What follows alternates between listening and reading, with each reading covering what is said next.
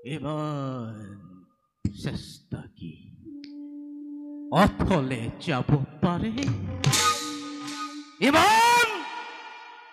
পাপ কি এই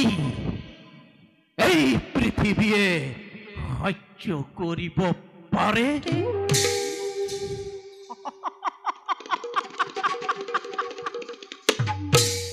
মোৰ আজন্ম সাধনাৰ সফলতা অতুল দুৰ্যোধন তুমি ৰাজেশ্বৰ আৰু মই দিনহীন অন্নহীন তুমি তুমি হত জীৱিত ভাতাৰ জ্যেষ্ঠ আৰু মই হত প্ৰেতাত্মাৰ কনিষ্ঠ